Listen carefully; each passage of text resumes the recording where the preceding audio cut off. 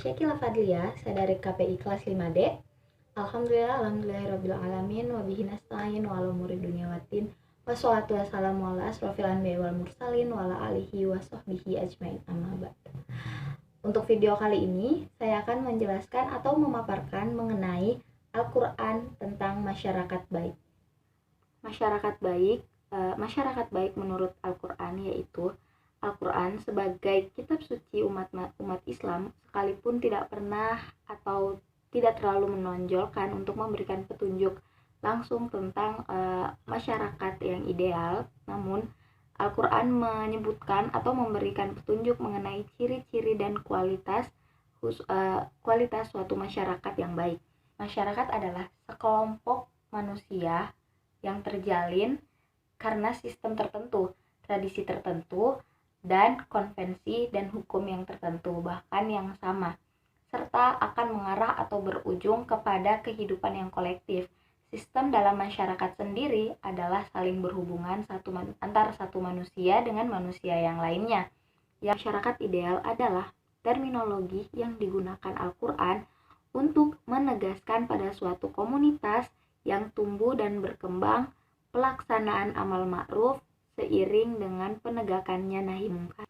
Nah, apa sih ciri-ciri masyarakat yang baik? Nah, saya akan menjelaskan ada dua ciri. Saya akan bagi dua, ciri-ciri masyarakat baik secara umum dan menurut Al-Quran. Baik, ciri-ciri masyarakat baik secara umum yaitu berada di wilayah tertentu, hidup secara berkelompok, terdapat suatu kebudayaan atau memiliki kebudayaan khusus, terjadi perubahan, terus terdapat interaksi sosial antar masyarakatnya sendiri, dan terdapat seorang pemimpin. Terminologi Al-Quran tentang arti masyarakat ideal atau masyarakat yang baik itu ada beberapa tren yang dipakai oleh Al-Quran yang menunjukkan arti masyarakat ideal. Antara lain ada 3, yakni umat wahidah, umat wasatah, dan khairuh ummah. Dari ketiga istilah ini sebagai acuan untuk menganalisa makna masyarakat ideal dalam Al-Quran sendiri. Yang pertama yaitu ada umat wahidah. Kata ini sering terulang di beberapa kali, masing-masing terletak di dalam Quran surah Al-Baqarah ayat 213, ada di Quran surah Al-Maidah ayat 48, Quran surah Yunus ayat 19, Quran surah Hud ayat 118, Quran surah Al-Anbiyah ayat 92, dan masih banyak lainnya. Al-Quran menegaskan bahwa pada mulanya manusia itu adalah satu umat. Kenapa demikian? Karena hal ini ditegaskan dalam Quran surah Al-Baqarah ayat 103. Ketentuan-ketentuan Allah sebagai mediator untuk menyelesaikan perselisihan-perselisihan. Hal ini ditegaskan dalam Quran surah Yunus ayat 19 yang memiliki arti manusia dahulu adalah suatu umat, kemudian berselisih kalau tidaklah karena suatu ketetapan yang telah ada dari Tuhanmu dahulu, pastilah mereka telah diputuskan tentang apa yang mereka selisihkan. Sebagaimana yang kita lihat di atas penjelasannya, sepertinya Allah sengaja membiarkan pengelompokan dan perbedaan ini terjadi tanpa perlu mempersatukannya. Dan ini bisa dilihat pada Quran surah Al-Maidah ayat 48. Demikian kedatangan Islam dengan membawa Al-Quran sebagai kitab sucinya, selain mengembalikan bangsa yang terpecah kepada persaudaraan Islam atau ukhuwah Islamiyah, juga mengembalikan kepercayaan yang keliru kepada kepercayaan yang tunggal, lurus, suci. Yang ketiga ada umat wasatah. Istilah umat bagi kelompok Islam dilengkapi dengan istilah umat wasatah seperti yang dikatakan dalam Al-Quran surah Al-Baqarah ayat 114. Demikian pula kami telah menjadikan kamu umat Islam, umat yang adil dan pilih agar kamu menjadi saksi atas perbuatan manusia dan agar Rasul Muhammad menjadi saksi atas perbuatan kamu. Dan kami tidak menetapkan kiblat yang kiblat yang menjadikan kiblatmu sekarang, melainkan agar kami mengetahui supaya nyata siapa yang mengikuti Rasulullah dan siapa yang tidak mengikutinya. Dalam ayat di atas disebutkan bahwa kualifikasi umat yang baik adalah umat wasotah. Secara harfiah, wasotah berarti tengah atau pertengahan atau moderat. Makna ini menunjukkan pada pengertian adil.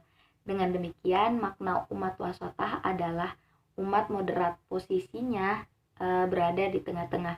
Posisi pertengahan menjadi manusia tidak memihak ke yang kanan dan yang ke kiri. Hal ini mengantar manusia harus berperilaku adil. Posisi ini juga menjadikan umat Islam pada posisi ideal agar mampu menjadi saksi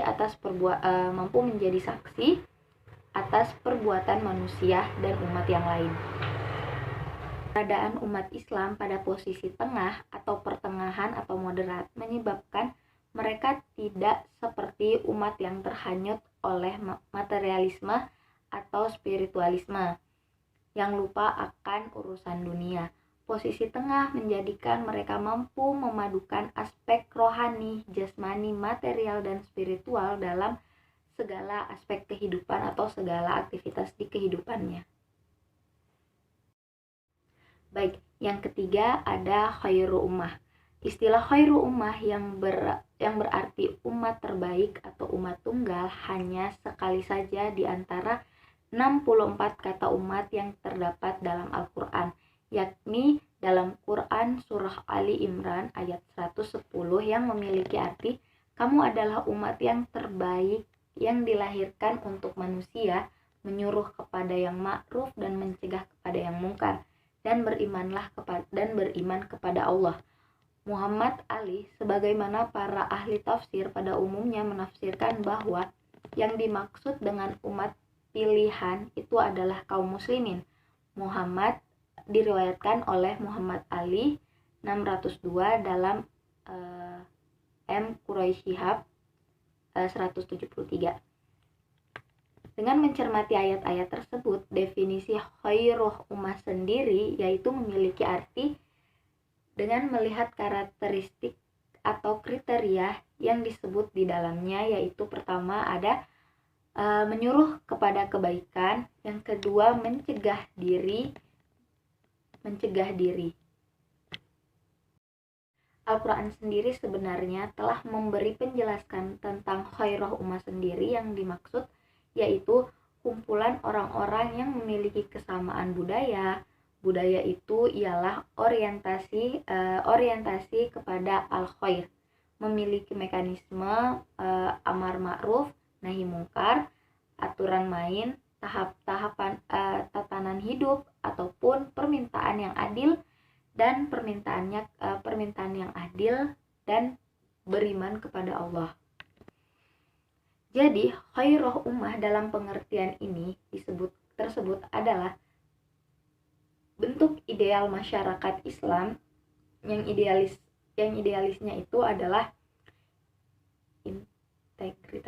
memiliki integritas keimanan, komitmen, dan kontribusi positif kepada kemanusiaan secara universal, serta memiliki loyalitas pada keberadaan melalui aksi amar ma'ruf nahi mungkar.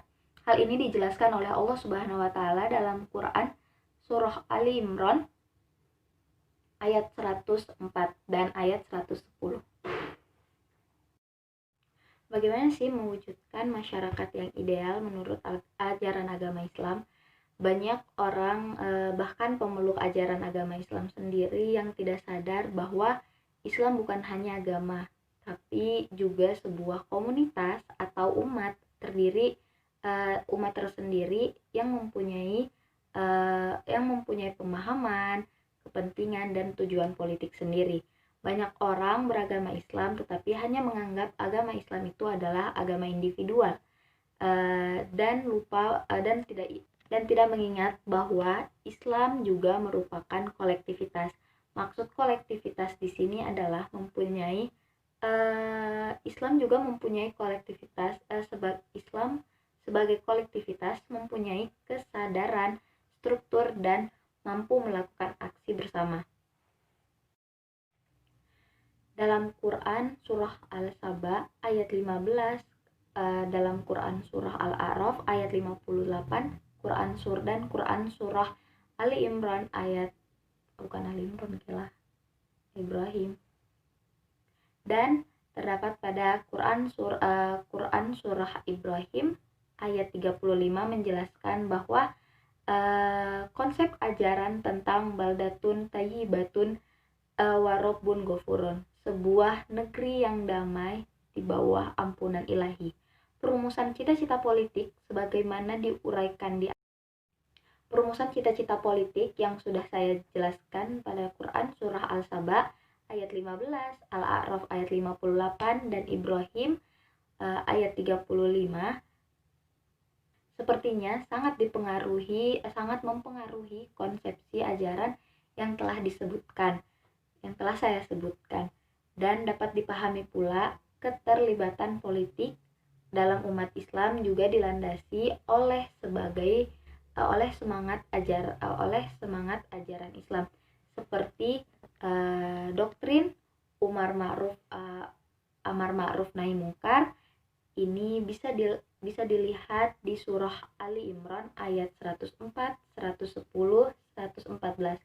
Dalam konteks demikian dapatlah dikatakan bahwa para pemikir dan aktivis politik Islam itu sebenarnya Qurani sentrik, bergerak berdasarkan pemahaman mereka tentang Al-Quran. Sebagai contoh, kita ambil ketika kita bertemu dengan seorang pengemis dan seperti penampilannya yang memiliki baju yang sobek-sobek dan muka yang memelas, pasti kita sendiri memiliki rasa ingin memberi, sehingga kita memasukkan tangan kita ke kantong untuk mengambilkan selembaran uang yang ada di dalam saku kita.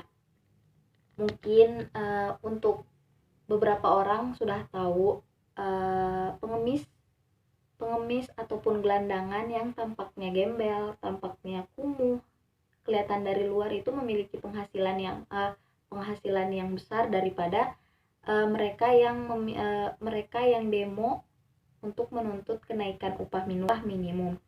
Apalagi